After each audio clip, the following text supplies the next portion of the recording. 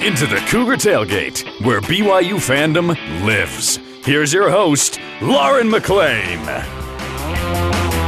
How's it going, everybody? It's our last time this year where we get to have a full day of BYU football and basketball, so let's soak it all in. But what game holds more weight for Cougar fans? In-state rival basketball against a solid Weber State team, or the Independence Bowl against the University of Alabama, Birmingham, which would make the football team 11-2 on the season. We'll have that discussion later. And since Christmas is just 1 week away, I wanted to know what would be your top 3 fan Christmas gifts you'd like to receive. We took it to Twitter and got some great responses. And later in the show, the executive director of the Independence Bowl, Missy Setters, will join me to discuss why she thinks this game will be one to watch and how they're making sure both teams have an unforgettable experience. But first, here with me now is the man who knows every word to every song NSYNC ever came out with, Spencer Linton. What's up, Spence? Bye. It's gonna be me, Lauren. Gonna be my girlfriend. That was one of your... Listen, we went to Spencer's 40th 4-0. How dare you? Party. How dare you reveal that age, Lauren? 40, 40. Man. That's 4 decades of life. Yeah. Congratulations. That's a feat. That's great. No, but one of your favorite songs was... What is it? It's called Girlfriend. Yes, by NSYNC. By NSYNC. Or was that? Yeah. From their That's Celebrity album released in the year of 2001. Oh my gosh. That's what we should have done for your birthday. You have a quiz show, but then you just win it. You'd beat everybody there. There are great lines in that song. You know, these guys are trying to swoop. The NSYNC guys are trying to swoop in. I guess in our day and age would be like sliding into the DMs with the phrases of, "Does the man even know you're alive? I got an idea. Would you be my girlfriend?" You know, I've had some lines like that in my DMs in the past. So I wonder if they got them from that song. We'll never know. I'm going to go back and look one day. Oh, boy. All right. Well, let's start with the fact that we have men's basketball playing Weber State, who's doing really well so far this season. So it could be a battle. Mm-hmm. And obviously an in-state rival. BYU beat Utah and Utah State, but lost to UVU. So the team could make a statement tonight, proving that wasn't a fluke, right? Sure. Or that was just a fluke that they lost to UVU. And then we have football playing its last game of the season. Really not much on the line with this one. Coming off a signing day, so the big recruits have already committed regardless of the outcome of the game. But listen, it's football, Spence, so we're all obsessed anyway, and it's a bowl game. A bowl game is a big deal for a program, regardless of which one it is. It's definitely not the ones fans had hoped for, but it's another game to watch the boys play. So in your opinion, which of these games today should hold more weight for fans? Lauren, I'm about to blow your mind with an answer that will be very, very clear. After you hear this from me, there will be no debating what is the bigger deal on Saturday. I am at the edge of my seat. And my basketball friends, I apologize. It has nothing to do with what Mark Pope and BYU are going to do in a rivalry game against Weber State at the D-Event Center in Ogden. This is all about football. And as you said, on the surface, Independence Bowl, kind of disappointing because BYU again was snubbed and they didn't get the national respect and chips didn't fall into place so that the Cougars could play in a New Year's Six Bowl. And so they kind of just get relegated to this Independence Bowl, which doesn't have a big payout, and their opponent is, Lauren, as you so aptly pointed out, Alabama, Birmingham. And the Blazers are an okay team. BYU's a 7-point favorite going in, but it's way bigger than just the Independence Bowl itself and one more game and the opponent. BYU has a chance as an elite-level football program to finish in the top 11 in back-to-back years for the first time since Steve Young and Robbie Bosco did it in 1983 and 1984. BYU needs to win this game to, in my mind, validate an already amazing season, but give it the taste and the final bite that everybody wants from their favorite dessert. Nobody wants the final bite of your favorite dish or dessert to be gross. Oh, it's cold. It's, it needs to be warmed up. No, just take the last bite. No, we want this to be delicious and to be savory and lasting. And for BYU to be able to do that, they need to beat UAB in the bowl game. Also BYU has only finished inside the AP postseason top 10 3 times ever in the history of this long, storied program. And wouldn't you know it, 1983 with Steve Young, they finished number 7. 1984, of course, national championship year, BYU finishes number 1. And 1996, when BYU went 14-1 and finished number 5. Lauren, it's only happened 3 times. There are and enough, in the 80s, yes, nonetheless. Twice in the 80s, once in 96. Oh, that's right, 96. Okay? So if BYU does what they're supposed to do, they take care of business against Alabama, Birmingham, win that game, there are enough matchups inside the top 12 of high-level ranked teams that some of those teams are going to fall out of the top 11, top 12, and allow BYU to jump up into a top 10 position. BYU will be a postseason top 10 team for only the 4th time ever if they beat Alabama, Birmingham. So you tell me, what's on the line here? We're talking about legacy stuff. So if BYU sputters out, we're going to remember that. We're going to think, oh, it was awesome, beat Utah, won 6 Power 5 games, went 5-0 against the Pac-12. But can you believe that team lost to Alabama, Birmingham? Yuck. And because of human nature, we tend to focus on that. I wish we didn't. I wish we always saw the big picture. Like, hey, body of work, it was amazing. But we kind of tend to focus on the if it comes to that, the sputtering out at the end. Yes, so we need to finish on a high. It's all about football. Everything that's on the line. Top 10 finishes don't happen often. 11-win seasons don't happen often. Not to mention the momentum that BYU will take, propelling them into the offseason. And if the Cougars go 11-2, bring back their quarterback, Jaron Hall, and maybe Tyler Algier decides to come back for another season, Lauren, starting to see some smoke in that direction. Can you imagine the hype for BYU football coming off Danny a bowl Ainge's win? tweet? 11-2, right? Danny Ainge doing his part to get Tyler Algier back. They'll be a top 20 team going into the next season in their independent season finale. So there's so much on this game. BYU just needs to take care of business, and we all need to enjoy the proverbial cherry on top. It's almost as if you do this for a living, Spencer, or something. Your analogies are on another level, a whole new level, and your stats that you throw out there. What? I know you research like crazy, but the things you can just say off the top of your head just blow my mind. I love it. So you tell me, is basketball or football a bigger deal on it? No, it's football. And what we're dealing with today. My reasonings were much more simple. Much more simple than yours. That's not to take anything away from Randy Ray and Weber State. Like you said, they're a great basketball team. BYU's kind of in a weird place with no big men because Richard Harward and Gavin Baxter are out and Caleb Lohner's banged up. I mean, they're running out of big bodies. So, there's some urgency for sure, but so early in the season, they still have time to make up ground and figure things out. This is the last chance for football to make a statement and really punctuate this season. Absolutely. And for men's basketball, could this make a difference down the stretch with the NCAA tournament? I don't know. This win, it could hold more weight than we think, but sure. I just think football is still more important for right now. Like you said, men's basketball has a long way to go. I think a lot of people are going to be watching this football game. Not a lot of eyes will be on Weber State. And it's BYU's chance to make a statement. And once again, they have to prove they belong with the best. I feel like before they're in the Big 12, they're going to have to continue to do that, which is one more year, right? And so I think, like you said, starting out next year with an incredible ranking with some of these stars coming back could be huge for BYU. And I love the dessert analogy. You do not want to end the season with a bad taste in your mouth. No. I was picturing eating my favorite giant cookie. My goodness, so good. Yes. And then your last bite, terrible. I would never eat that cookie again. No, it ruins everything. It does. It does ruin everything. So here's to hoping BYU football wins today, going to the Independence Bowl playing UAB. But I hope they go out there with so much fire and just make a statement against those guys. So we'll see what happens.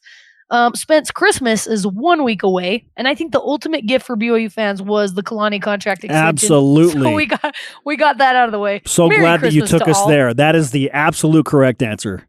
Oh my goodness. What glorious news. And I think I heard a giant sigh of relief throughout Utah County and Cougar Nation when that news came out. Everyone was so worried. Oh, I couldn't even get on Twitter. But I wanted to know, as a fan, what would be your ultimate top 3 fan gifts? And this is hard for you because you get to mingle with all the BYU celebs. You get lots of swag and gear. So I'm curious, what would be maybe just even give me one, your ultimate fan gift. Sure. For me, it's all about access and just exclusivity. And so I think the idea of receiving something that nobody else has really resonates with me. And it doesn't even have to be something super valuable. It could just be something that carries significance from a player. So like a shoe that they wore in a monumental game, and or like the football from a game-winning touchdown pass or something like that. Game-worn jersey against Utah. BYU breaks the streak 26-17 against Utah this past season. And let's say one of the Nakua brothers is like, "Merry Christmas, Spencer. Here's my game-worn jersey that I caught a touchdown in against. I'm going to take it off right now. In the Utah game. Give it to you." I absolutely would hang that thing like a championship banner in my house, put it in a nice display case. Like the exclusivity of something like that means a lot. And I have been the benefactor of so much kindness from so many teams. Like I just received a piece of the old Marriott Center floor from BYU basketball. Oh, that's awesome. And I like that type of stuff is like incredible. And I just think to myself, holy cow, how many great players stepped foot on this piece of floor. Jimmer Fredette scored on this floor.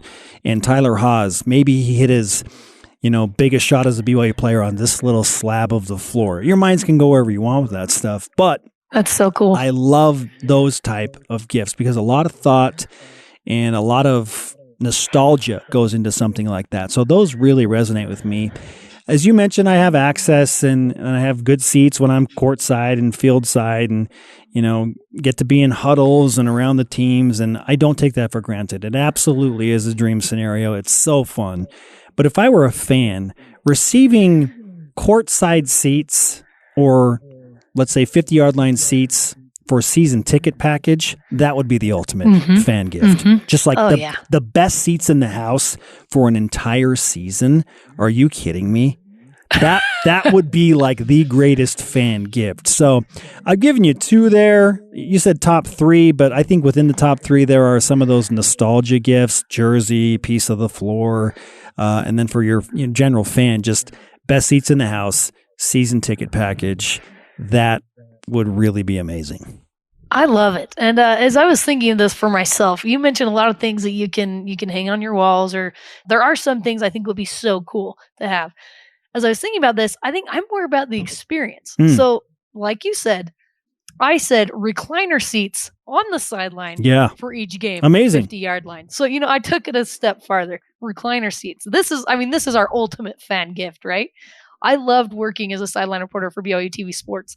But if I could sit in a recliner in that spot just next to the team and watch the game, my goodness, that would be a dream come true. Have people bring you the most delicious things that are available. Yes, waiter, bring me a goblet of something cool and refreshing as I kick back and enjoy this game. They're like, who let this lady in? Number two, I said a certificate for one day of hanging out. I don't know where this certificate comes from. I don't know where you get this. One day hanging out with Steve Young, Danny Ainge, and Andy Reid. Ooh, okay, so legendary BYU figures. Yes. You have like... It'd be those three for me. A hangout with those guys. Just a hangout with the three. Get to ask them any questions. Maybe breakfast with Steve, lunch with Danny, and dinner with Andy Reid. See, How cool would that be? Yeah, I would love that. What I would love more than anything is like, not only that, but like going to like a theme park with those guys.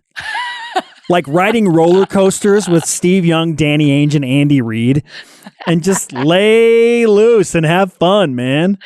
That would be a good time. Get them out of their element a little bit and see how they really are. Yes. Yeah. Yep. I like that.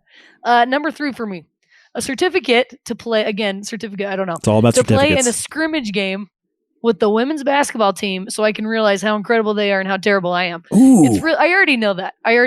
But I would love to play in a scrimmage game against the women's basketball. That is outstanding. You went next level with that one. That I want to steal that idea where it's like, hey, we're going to allow you to play 10 minutes of this exhibition contest for BYU. Point guard. Yes. Good luck. Yeah, you're going to run out. You get to pick your team. Yes. But they can't be on the team. Awesome. That'd be great. That'd be great. That'd be fun. Or even be an honorary member of the actual team where it's like, hey, Spencer, we're playing Westminster, an exhibition. We figure that even though you're super bad and super old, we can probably run you out there for about 5 minutes with our team and we can still win by 30. So just try not to like get in the way out there, but like to be announced and have your name called and you run out. Oh, yeah. Like they may finagle together some really corny, cheesy, bad highlights of you.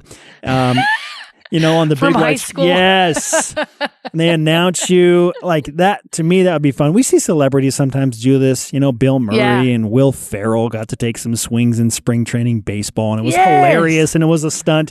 But still, it helped them those guys fulfill a dream of wanting to be a professional sports athlete. And I think that's a great idea. And you and I both want.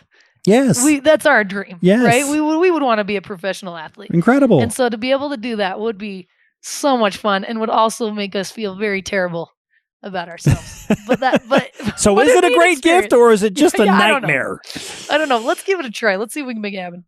All right. You on Twitter said, @Tuckinator said, free, fresh, anytime cougar tail. And I said that would come with a few LBs with it, but it is a good gift. Bring it on. Holiday spirit, Lauren. That's right. @S_W_Nelson said, football exclusive indoor facility. Ooh. Well, that would be a good gift. Not really for you. It's for the team. But it's the season of giving. So even his gifts, he wants to give to someone else. He wants to white elephant that thing. It's like, it's a great gift. I'm going to take this indoor practice facility to my white elephant party with BYU football, and I'm going to give him this. I'm going to white elephant that thing. Oh, that's good stuff. Googs53 said, a football helmet, mini or regular size, signed by Kalani Sitake would be awesome. Awesome. That's it. Yep.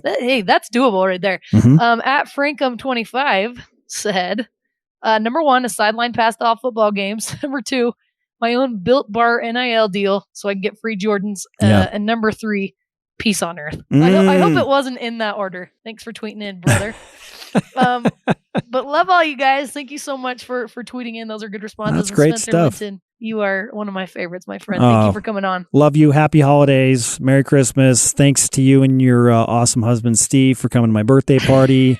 Celebrate my old man nature. And you know what? You should probably play golf with Steve Young and your homies, Lauren, because you're a golfer. Yes. Do that. I am not good at golf. Get him on the golf course. Use your certificate to get on the golf course with those guys. Spence, could you do that? Could you make up these certificates for me? I'm sure I can finagle all something. Access. Yeah. Right. Appreciate it. All right, guys. Up next, Independence Bowl Executive Director Missy Setters joins me to chat about all the happenings in Shreveport, Louisiana, and what makes this bowl stand out. Don't go anywhere. This is Cougar Tailgate.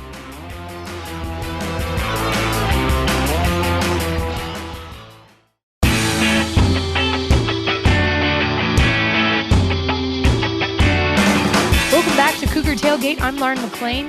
The BYU football team is currently in Shreveport, Louisiana, the home of the Radiance Technologies Independence Bowl, kicking off in a little over an hour. And joining me now is the Bowl's executive director, Missy Setters, to give us the ins and outs of what makes this bowl game a go. Thanks for coming on, Missy. No problem. Thank you. So as an executive director of the bowl, what exactly does your job entail? It depends on what time of year it is, because we have a number of events throughout the year that we host and put on. So sometimes it's planning youth clinics and fish fries and crawfish bowls and kickoff dinners with high-profile speakers. And then this time of year, right now, I've got 3 windows open on my computer, and I'm getting credentials ready for people and helping out with events throughout bowl week and just a little bit of everything. Oh, I love it. And are you from Louisiana? Yes. Originally from South Louisiana, and my family's been here in Shreveport for about 48 years. Oh, wow. Okay. So you'll know the answer to this well. So for those attending the games, all the fans from both schools, what would you say are the hot spots of Shreveport, Louisiana? Well, first of all, food. We have fantastic food here, like all of Louisiana does. So anytime you can go to a place that has traditional Louisiana style Cajun Creole cuisine, that's always a plus. We've heard people raving about that already this week who were in a little bit early. We have a smaller aquarium here that's a lot of fun. We have a huge interactive Sci-Port Discovery Center for kids that's really impressive and a lot of fun to attend. And if you're into casinos, we have plenty of casinos around. We have a lot of water sports here, and I think today it's about 78 degrees. Right now it's sprinkly a little bit, but it's been on and off, so it's unseasonably warm. I think it's going to cool down for game day, but for y'all, I don't think that will be cold. It'll be cold for us, but not for y'all. As I'm staring at the snow coming down out the window, 78 degrees sounds fabulous right now. Missy, a lot of work goes into the preparation of each bowl game around the country. Give us an idea of how much time and prep work it takes to make this bowl game a success. Well, I mean, it's 12 months of the year. As soon as we finish this bowl game, we'll go straight into meetings where we talk about everything that worked, what didn't work, what we need to tweak, new ideas. The feedback from the schools is invaluable. We love to get the feedback from schools and fans as far as what they enjoyed. And so it's a 12-month a year planning process. And then immediately you go into renewing sponsors, renewing ticket buyers, and working on relationships for the future. So it takes the entire year. It's an interesting process. I came from an environment working in an SID office, and you were constantly covering different sports and working on media guides and things like that. So it's busy. It's just a different type of busy, and a lot is crammed into a small amount of time at the end of the year too. Oh, I'm sure. Well, you guys do incredible work, and there are so many bowl games around the country. What would you say makes the Independence Bowl unique? I think the hospitality. We know we don't have palm trees or a beach close by, and because of that, we go overboard with the hospitality aspect of it. I was talking to some people in the BYU hospitality room last night, which is an amazing thing to behold in itself. And it's a little bit different than our usual hospitality rooms, but they were telling me about one of our hosts went out and got some food from a local place just to let them try it, because we rave about it here and y'all don't have it there. And so we wanted to make sure that they tried this while they were here.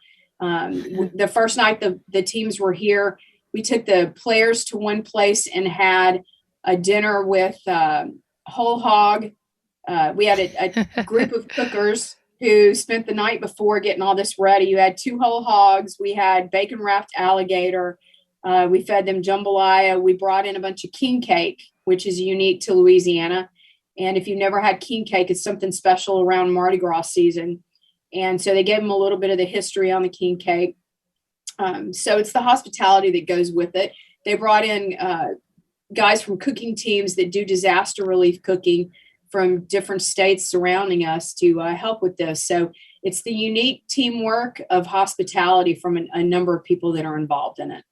So cool. It sounds like the players are going to be 10 pounds heavier come game time, but worth it. That sounds delicious. And bowl games aren't just about the games, obviously, but the experiences as well. Like you've mentioned, the wonderful food of Louisiana. What other types of things have these two teams done since they've arrived in Shreveport?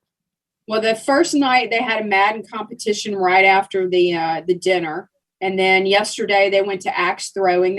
We do a 3 competition thing that they compete for a wrestling belt that we have special made. And yesterday they both went to Bayou Axe and had an axe throwing competition, not at the same time. The 2 teams were at separate times. And I think at the time BYU ended up winning that challenge 225-58. So that tied it up at 1-1. And then last night we had our big game show where we bring a guy in from Atlanta who sets up it's like a big family feud style contest with a number of different games. And anyway, I believe BYU ended up taking the wrestling belt after that competition.